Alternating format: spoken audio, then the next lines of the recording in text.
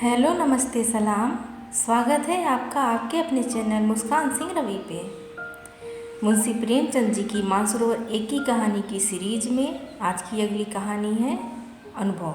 कहानी शुरू करने से पहले यदि आप मेरे चैनल पे नए हो तो मेरे चैनल को सब्सक्राइब कर लें, बेल आइकन को प्रेस कर लें, जिससे कि मेरे चैनल पे आने वाले वीडियो की नोटिफिकेशन सबसे पहले आपको मिल सके। आइए शुरू करते हैं आज की अपनी कहानी अनुभव। प्रियतम को 1 वर्ष की सजा हो गई और अपराध केवल इतना था कि 3 दिन पहले से जेठ की तपती दोपहरी में उन्होंने राष्ट्र के कई सेवकों का शरबत पान से सत्कार किया था। मैं उस वक्त अदालत में खड़ी थी। कमरे के बाहर सारे नगर की राजनैतिक चेतना किसी बंदी पशु की भांति खड़ी चित्कार कर रही थी। मेरे प्राणधन हथकड़ियों में जकड़े हुए लाए गए। चारों ओर सन्नाटा छा गया। मेरे भीतर हाहाकार मचा हुआ था, मानो प्राण पिघला जा रहा हो। आवेश की लहरें से उठ उठकर समस्त शरीर को रोमांचित किए देती थी। ओह, इतना गर्व मुझे कभी नहीं हुआ था। वह अदालत, कुर्सी पर बैठा हुआ अंग्रेजी अफसर, लाल जरीदार पगड़ियाँ बांधे हुए पुलिस के कर्मचारी, सब मेरी आंखों में तुच्छ जान पड़ते थे। बार बार जी में आता था दौड़कर जीवन धन के चरणों में लिपट जाऊं और उसी दशा में प्राण त्याग दूं। कितनी शांत, अविचलित, तेज और स्वाभिमान से प्रदीप्त मूर्ति थी। ग्लानि, विषाद या शोक की छाया भी न थी। नहीं, उन ओठों पर एक स्फूर्ति से भरी हुई मनोहरिणी योजस्वी मुस्कान थी।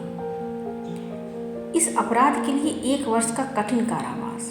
वाह रे न्याय, तेरी बलिहारी है। मैं ऐसे 1000 अपराध करने को तैयार थी। प्राणनाथ ने चलते समय एक बार मेरी ओर देखा, कुछ मुस्कुराए, फिर उनकी मुद्रा कठोर हो गई। अदालत से लौटकर मैंने 5 रुपए की मिठाई मंगवाई और स्वयं सेवकों को बुलाकर खिलाया। और संध्या समय मैं पहली बार कांग्रेस के जलसे में शरीक हुई। शरीक ही नहीं हुई, मंच पर जाकर बोली और सत्याग्रह की प्रतिज्ञा ले ली। मेरी आत्मा में इतनी शक्ति कहाँ से आ गई, नहीं कह सकती। सर्वस्व लुट जाने के बाद फिर किसकी शंका और किसका डर। विधाता का कठोर से कठोर आघात भी अब मेरा क्या अहित कर सकता था। दूसरे दिन मैंने 2 तार दिए, एक पिताजी को, दूसरा ससुर जी को। ससुर जी पेंशन पाते थे, पिताजी जंगल के महकमे में अच्छे पद पर थे। पर सारा दिन गुजर गया, तार का जवाब नदारद। दूसरे दिन भी कोई जवाब नहीं। तीसरे दिन दोनों महाशयों के पत्र आए। दोनों जामे से बाहर थे। ससुर जी ने लिखा, आशा थी तुम लोग बुढ़ापे में मेरा पालन करोगे। तुमने उस आशा पर पानी फेर दिया। क्या अब चाहती हो मैं भिक्षा मांगूं? मैं सरकार से पेंशन पाता हूँ।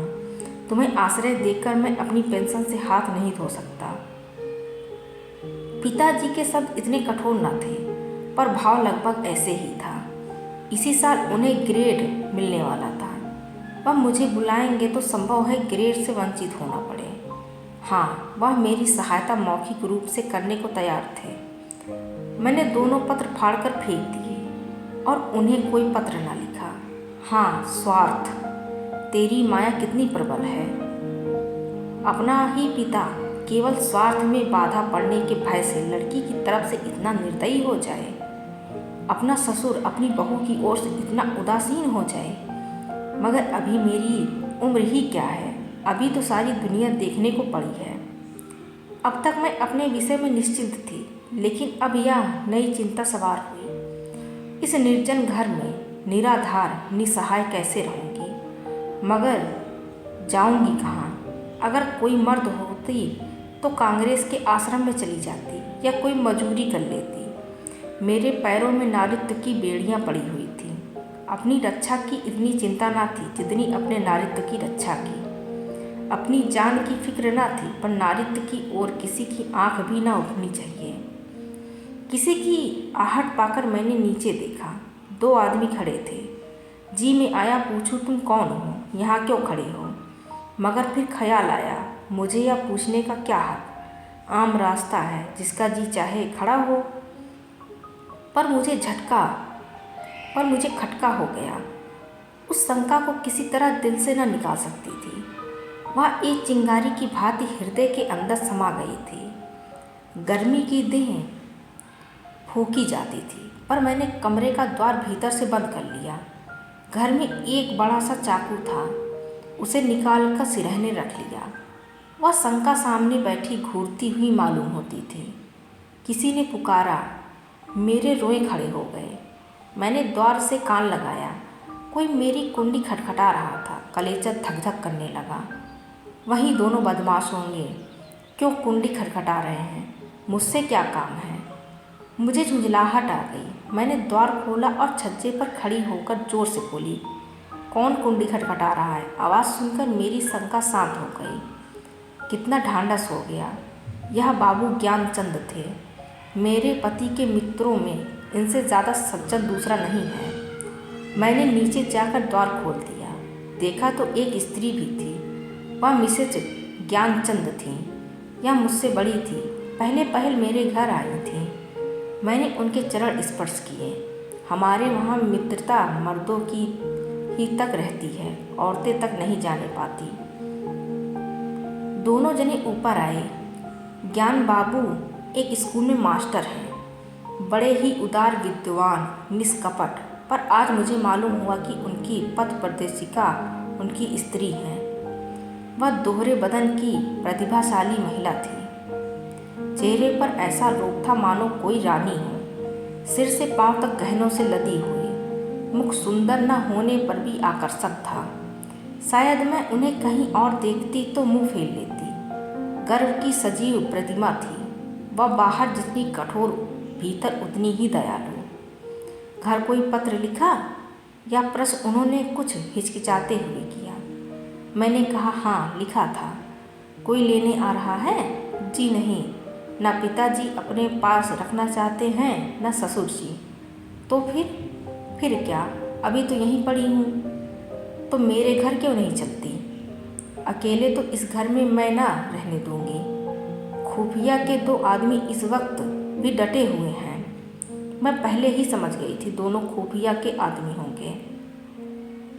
ज्ञान बाबू ने पत्नी की ओर देखकर मानो उसकी आज्ञा से कहा, तो मैं जाकर तांगा लाऊं? देवी जी ने इस तरह देखा मानो कह रही हो, क्या अभी तुम यहीं खड़े हो? मास्टर साहब चुपके से द्वार की ओर चले। ठहरो, देवी जी बोली, कै तांगा लाओगे? कै? मास्टर साहब घबरा गए। हाँ कै। एक तांगे पर 3 सवारियां ही बैठेंगी। संदूक, बिछावना, बर्तन भाड़े क्या मेरे सिर पर आएंगे? तो 2 लेता आऊँगा। मास्टर साहब डरते डरते बोले, एक तांगे में कितना सामान भर दोगे? तो 3 लेता आऊँगा। अरे तो जाओगे भी? जरा सी बात के लिए 1 घंटा भर लगा दिया। मैं कुछ कहने न पाई थी कि ज्ञान बाबू चल दिए। मैंने सकुचाते हुए कहा, बहन तुम्हें मेरे जाने से कष्ट होगा। और देवी जी ने तीक्ष्ण स्वर में कहा, हाँ होगा तो अवश्य। तुम दोनों जून में 2-3 भाव भर आटा खाओगी। कमरे के एक कोने में अड्डा जमा लोगी। सिर में आने का तेल डालोगी। या क्या थोड़ा कष्ट है? मैं झेपते हुए कहा, आप तो बना रही हैं। देवी जी ने सहृदय भाव से मेरा कंधा पकड़कर कहा, जब तुम्हारे बाबूजी लौट आवें तो मुझे भी अपने घर मेहमान रख लेना। मेरा घाटा पूरा हो जाएगा। अब तो राजी हुई? चलो असबाब बांधो, खाट वाट कम मंगवा लेंगे।